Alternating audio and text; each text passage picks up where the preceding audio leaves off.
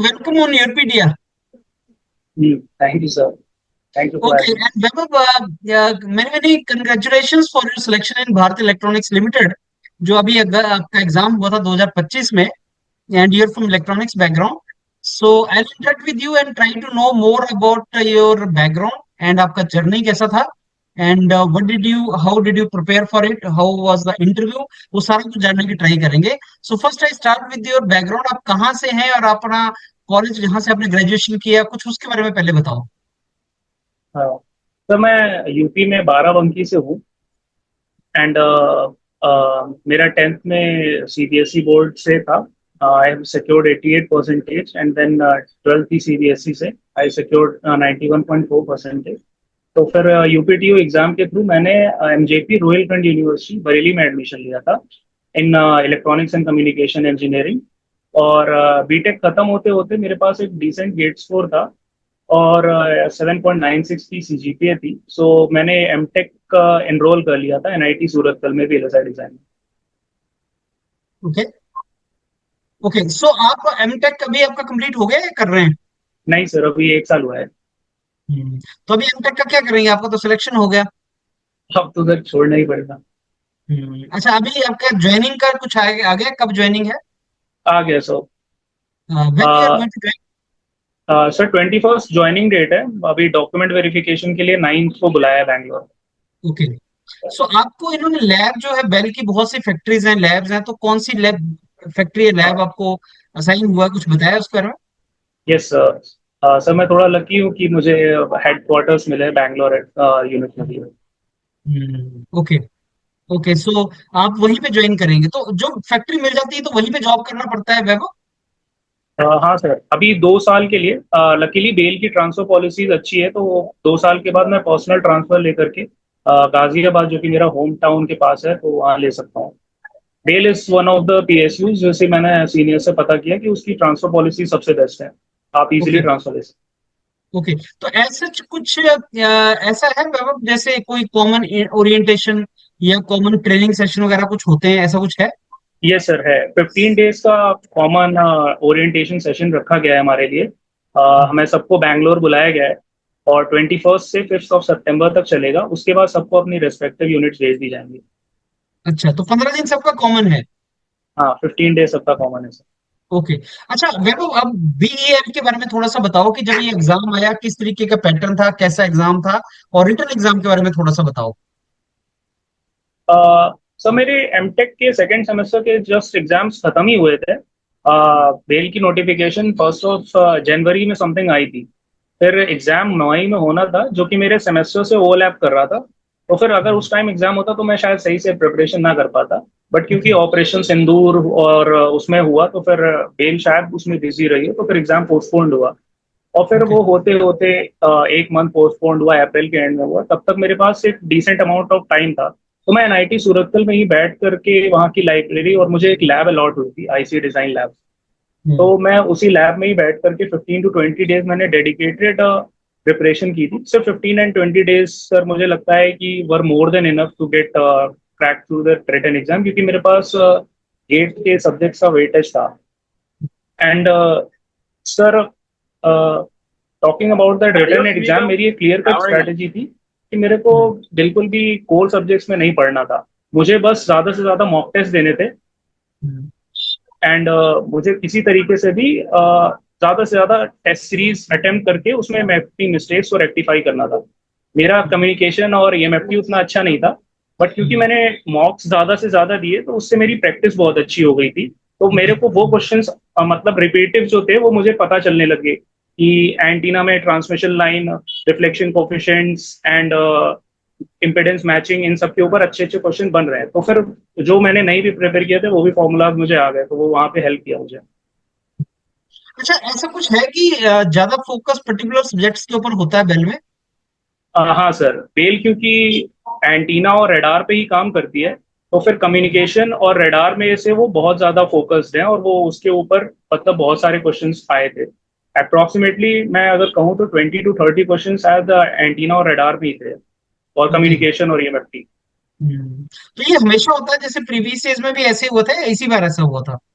Previous years की trends के हिसाब से सर, मतलब मुझे ये तो आइडिया था कि बेल कोई बहुत ज्यादा एनालिसिस टाइप का नहीं पूछती कि आपसे क्वेश्चन में बहुत डेरिवेशन करा रही है। वो हम्म, ऊपर ऊपर से प्रैक्टिकल एप्लीकेशन जानना चाहते हैं। जैसे हम्म, एक क्वेश्चन था कि पैराबोलिक रिफ्लेक्टर एंटीना क्यों यूज होता है, तो फिर वो मुझे टेस्ट सीरीज से पता था कि वो स्पेस वेव प्रोपगेशन में यूज होता है। ओके। सो वो बहुत ही स्पेसिफिक डिटेल्स पूछते हैं, और वो मतलब मेरे टेस्ट सीरीज से प्रिपेयर हो गई थी। And hmm, previous year patterns के हिसाब से सर 25 क्वेश्चंस पहले नॉन टेक्निकल से आते थे, जिसमें से 13 जीएस के क्वेश्चंस होते थे एंड 12 एप्टीट्यूड होता था। बट इस हम्म, साल पैटर्न चेंज हुआ और 25 के 25 उन्होंने प्योरली नॉन टेक्निकल कर दिया था। हम्म, आई मीन एप्टीट्यूड कर दिया था, तो वो 25 क्वेश्चंस स्कोर करना बहुत आसान था। तो उसमें मेरे 25 में 24 क्वेश्चंस राइट हो गए थे, और जो ओके। कि ज्यादातर मुझे लगता है सभी के मतलब वो इजी था aptitude, just because the okay. Test series also they help me. Hmm, अच्छा, अब वैभव, जैसे सारे कैंडिडेट्स गेट एग्जाम वगैरह लिखते हैं, तो गेट एक रेफरेंस पेपर है, तो क्या आप गेट के कंपैरिजन में बता सकते हैं कहाँ जैसे ये बेल का पेपर लाई करता है, मतलब डिफिकल्टी लेवल में, या किस तरीके का है बेल जो एग्जाम है कंपेयर टू गेट? तो ये मेरा फर्स्ट टाइम था कि मैं किसी पीएचडी एग्जाम को प्रिपेयर कर रहा था, और मैं इससे पहले गेट ही दे रहा था। तो मैंने एक चीज नोटिस की कि गेट के पैटर्न्स कभी भी बदल सकते हैं। लाइक आप पेपर कैसा भी जा सकता है, वो बहुत हार्ड पूछ सकते हैं, वो कभी कभार बहुत ही छोटी छोटी माइन्यूट डिटेल्स में आपको घुमा सकते हैं। बट मैंने एक चीज नोटिस की कि जो भी पीएसयूज के एग्जाम्स होते हैं वो जनरली रिपीटिव होते हैं, और वो अगर आप प्रीवियस ईयर ट्रेंड्स को अगर एनालाइज करके सिर्फ प्रीवियस ईयर लगाओ तो फिर वो बहुत हद तक रिपीटिव भी हो जाते हैं। सो आई सजेस्ट दैट कि पीएसयूज एग्जाम्स को क्रैक करना विद रिस्पेक्ट टू गेट काफी आसान पड़ जाता है। ओके। ओके। तो क्या अगर मैं आपसे एक क्वेश्चन पूछूं कि अगर 2-3 मंथ्स हो किसी इस एग्जाम के बेल के लिए, और किसी कैंडिडेट को बहुत अच्छा तैयारी ना हो, तो क्या वो भी ऐसे एग्जाम्स की तैयारी 2-3 मंथ में करके निकाल सकता है कि एग्जाम? सर बहुत अच्छी तैयारी से मेरा मतलब है कि अगर उसने बेसिक्स पे अगर गेट अगर एक साल अगर उसने पढ़ा है, और उसके बाद उसने गेट छोड़ भी दिया है, वो नहीं है टच में, but still he can write strategy अगर वो अटेम्प्ट करे। सर मेरा 15 to 20 डेज की प्रिपरेशन थी सिर्फ रिटर्न में, ओके। तो तो वो उसमें निकल सकता क्रैक है। हो सकता है, वो आराम हम्म, से निकल सकता है। तो मतलब आपने 15-20 दिन में उतनी तैयारी कर ली कि आप इस एग्जाम को निकाल दिया आपने? सर मेरे पास टाइम बहुत था, और मेरे पास एनआईटी के लैब में एसी की फैसिलिटीज थी, तो मेरे पास पढ़ने के अलावा और कोई चीज नहीं थी, तो मैं पढ़ता हम्म, था, सिर्फ 8 to 10 आवर्स लेते था। तो सर पंद्रह मुझे बीस लगता दिन है, आपने 8 से 10 घंटे लगाए? हाँ सर, इतना लगता था। Good, good. अच्छा, कुछ अब इसके कट ऑफ और मार्क्स के बारे में बताओ वैभव, कितना कट ऑफ गया होगा इलेक्ट्रॉनिक्स में? सर इस बार तो बहुत हाई था लास्ट ईयर के कंपैरिजन में। 87.5 जैसे जनरल कैटेगरी का था। मेरी ईडब्ल्यूएस थी, तो फिर मेरे 88 समथिंग नंबर आए थे सर। ओके। और फिर मेरा इंटरव्यू भी अच्छा गया था, सो उसके बेसिस पे मेरा हो गया फाइनली। तो कट ऑफ कितना था, और आप कट ऑफ से कितना ऊपर मार्क्स लेके बैठे थे? सर ईडब्ल्यूएस की कट ऑफ 71 थी, अच्छा। और मेरे 88 आए थे। तो तो आपके कट ऑफ से अच्छे थे मार्क्स ऊपर। 17 मार्क्स का मेरा बहुत बेनिफिट था। अच्छा, तो कुछ आइडिया आपको यूआर का भी है, बाकी कैटेगरीज का, उसमें कट ऑफ कितना गया था? तो यूआर का तो 87.5 गया था। अच्छा, कट ऑफ। हाँ, और मुझे ओके। लगता है अगर यूआर से किसी को सिलेक्शन लेना है तो समथिंग उसको 100 मार्क्स तो लाने पड़ेंगे। ओके। अच्छा, फिर वेटेज कितना था रिटन एग्जाम का? 85% ऑफ वेटेज था सर। अच्छा, मैं मोस्टली रिटर्न 15% ही था। इंटरव्यू का था। Yes sir. अच्छा। अच्छा, अब चलते हैं वैभव इंटरव्यू की तरफ। तो यस आपसे सर। मैं रिक्वेस्ट करूंगा कि आप पूरा डिटेल में बताना कि इंटरव्यू कैसा था, कितने पैनलिस्ट मेंबर्स बैठे थे वहां, और क्या क्या क्वेश्चन उन्होंने आपसे पूछे। मेरा सर इंटरव्यू जो हुआ था वो बेल गाजियाबाद यूनिट में हुआ था। हम्म, मेरी आफ्टरनून स्लॉट थी, और मेरा सबसे लास्ट इंटरव्यू था 5:30 बजे या अप्रॉक्स। आमतौर हम्म, पे जो इंटरव्यू चल रहा था वो 30 to 40 मिनट्स के आसपास चल रहा था, बट क्योंकि वो लास्ट टाइम आने लगा था तो फिर वो भी शायद थोड़ा एग्जॉस्ट हो रहे थे, तो फिर लास्ट में आते आते इंटरव्यू 15 to 20 मिनट्स ही था। तो ओके। मेरे को जब मैं अंदर गया तो फिर मैंने 5 पैनलिस्ट देखे, और सबको विश करते हुए उन्होंने बैठाया, उन्होंने ब्रीफ इंट्रोडक्शन मांगा मेरा सबसे पहले, कहाँ से हो, what 10th qualification, 12th graduation, BTech project, and उसके बाद एमटेक अगर कर रहे हो तो, एंड वर्क एक्सपीरियंस, ये सब उन्होंने डिटेल्स पूछी। एंड देन उन्होंने इंटरव्यू एक्चुअल स्टार्ट किया जब मेरे से उन्होंने मेरा बीटेक प्रोजेक्ट पूछा जो कि 4 पोर्ट माइमो एंटीना पे था। उन्होंने माइमो एंटीना से ही स्टार्ट किया था। Okay okay. सो क्वेश्चन बता सकते हैं आप वैभव, क्या क्या थे, उन्होंने कैसे पूछे थे यस आपसे? सर। तो मेरा को जो फर्स्ट क्वेश्चन थ्रो किया था वो ये था कि what are the types of radar. तो मैंने वो बताया कि सर 2 टाइप्स ऑफ रेडार होते हैं। एक मोनोपोल और एक डाइपोल रेडार होता है। डाइपोल में डुप्लेक्सर यूज होता है, वो हाई फ्रीक्वेंसी और लो फ्रीक्वेंसी को कंपेयर कर करके फाइनल जो होता है उसमें सिर्फ सिंगल एंटीना यूज होता है मोनोपोल में, और डाइपोल में 2 एंटीनाज यूज होते हैं जिससे उसका साइज बढ़ जाता है।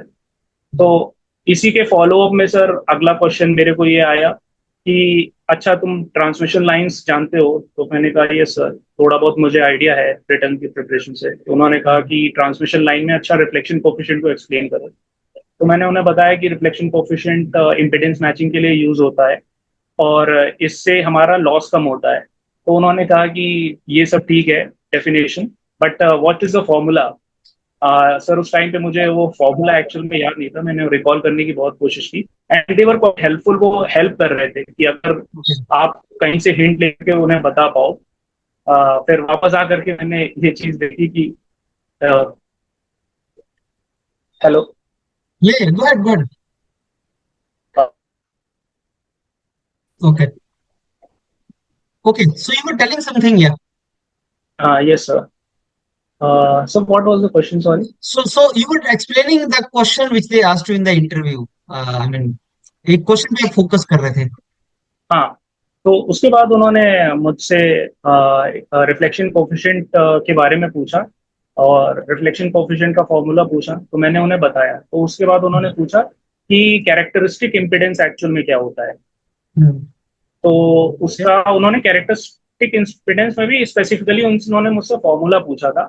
तो मुझे उस टाइम पे फॉर्मूला सर स्ट्राइक आउट नहीं हुआ था। तो फिर मैंने कह दिया था कि sir sorry I can't recall right now. So they help me कि जेड याद करो, Z equals to L R के रिलेशन। तो फिर मेरे को थोड़ा याद आया तो उससे मैंने फॉलो अप दिया। आई डोंट नो कि वो इम्प्रेस हुए थे या नहीं, और मुझे सर याद नहीं है अभी रिस्पॉन्स, बट मैंने एफर्ट दिया। तो फिर उसके बाद उन्होंने मेरे एमटेक प्रोजेक्ट के बारे में पूछा एंड फिर एमटेक प्रोजेक्ट के ऊपर भी 5 to 10 मिनट्स आराम से दिए।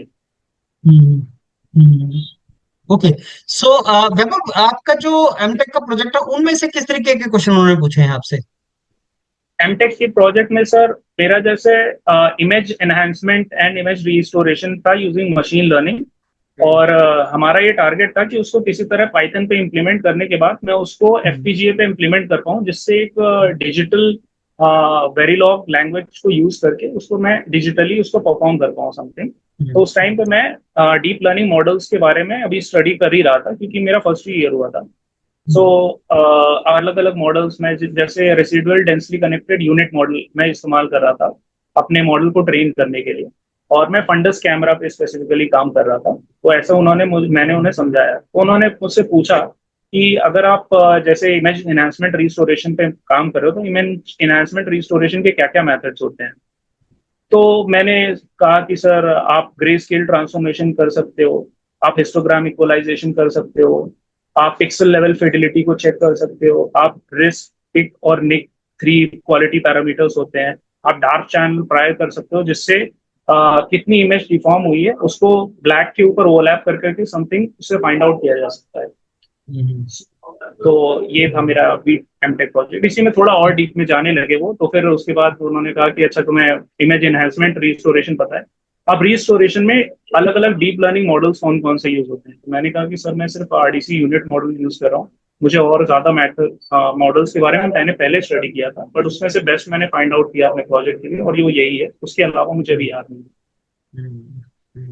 तो सर आप ऐसा कोई सब्जेक्ट्स होते हैं वैभव जो बेल के लिए ज्यादा इंपॉर्टेंट है यस सर। इंटरव्यू के लिए? सर मुझे लगता है कि रेडार एक बहुत ही इंपॉर्टेंट सब्जेक्ट हो जाता है क्योंकि स्टूडेंट जनरली उसे मिस आउट करते हैं जिस बिकॉज कि रेडार गेट के सिलेबस में इतना वेटेज नहीं होल्ड करता। बट क्योंकि बेल सिर्फ रेडार एंटीना और कम्युनिकेशन पे हैविली वर्क कर रही है, सो इसलिए वो रेडार बहुत पूछते थे। सो डॉपलर रेडार क्या होता है, पल्स रेडार क्या होता है, एमटीआई रेडार क्या होता है, रेडार के बेसिक प्रिंसिपल क्या है, वो उस पर बहुत पूछा उन्होंने और ये सबसे पूछ रहे थे वो। it was quite important. Okay. So that means radar is important. And any other subject? Yes sir, communication and EMFT भी मैं ये कहूंगा कि बहुत इंपॉर्टेंट है, और इन सबसे सर सब्जेक्ट से ज्यादा इंपॉर्टेंट है कि आपको अपने बीटेक या फिर एमटेक प्रोजेक्ट की कितनी नॉलेज है, वो उसमें बहुत डेप्थ में जाते हैं। तो किसी ने अगर एमटेक कर रहा है या कर रखा है तो उससे बीटेक का प्रोजेक्ट भी पूछते हैं? उससे सर अगर वो मतलब एमटेक का प्रोजेक्ट नहीं सेटिस्फाई कर पा रहा है तो फिर मुझे लगता है उसको सेकंड चांस देने के लिए बीटेक प्रोजेक्ट पूछते हैं, वरना वो एमटेक पे ही डीप में जाने की कोशिश करते हैं। मुझसे क्योंकि उन्होंने एमटेक नहीं पूछा था, मेरा प्रोजेक्ट पूरा बीटेक पे ही चला था, सॉरी एमटेक पे ही चला था। Okay, so Vaibhav, now see this job you got BEL, आपने अभी क्योंकि आप सिलेक्ट हो चुके हैं तो आपने पता भी किया होगा कि किस तरह का जॉब है। So what information are you getting के बेल में जब ज्वाइन करेंगे? ज्वाइन करने के बाद तो आपको ऑब्वियसली पता लगेगा, लेकिन पहले आपको क्या आइडिया लग रहा है बेल की जॉब का? सर पहले मुझे ये लग रहा है कि अभी जैसे मैं बैंगलोर यूनिट में हूँ, तो बैंगलोर यूनिट में जो स्टार्टिंग में जो लोग ज्वाइन करते हैं वो मोस्टली प्रोडक्शन यूनिट में भेजे जाते हैं, और वो प्रोडक्शन यूनिट में उनकी परफॉर्मेंस के हिसाब से रिसर्च लेबोरेटरी है बेल CRL, वो सिर्फ IITs और NITs के एमटेक्स को मतलब रिक्रूट करती है। तो अगर आपकी परफॉर्मेंस उसमें अच्छी है तो फिर आप सेंट्रल रिसर्च लेबोरेटरी में भेजे जा सकते हो, and it is none other than a scientist post in BEL. तो फिर वो आपसे रिसर्च करवाते हैं, and it's not a very hectic kind of a research, आप उस रिसर्च को एंजॉय करोगे क्योंकि वो आपके ही डोमेन का है। The best thing about BEL is it is one of the PSUs in which core electronics is used. So आपको बहुत कुछ उसमें सीखने को मिल सकता है अगर आपको रेडार्स और कम्युनिकेशन EMFTs एंटीनास में थोड़ा भी इंटरेस्ट है तो। Okay.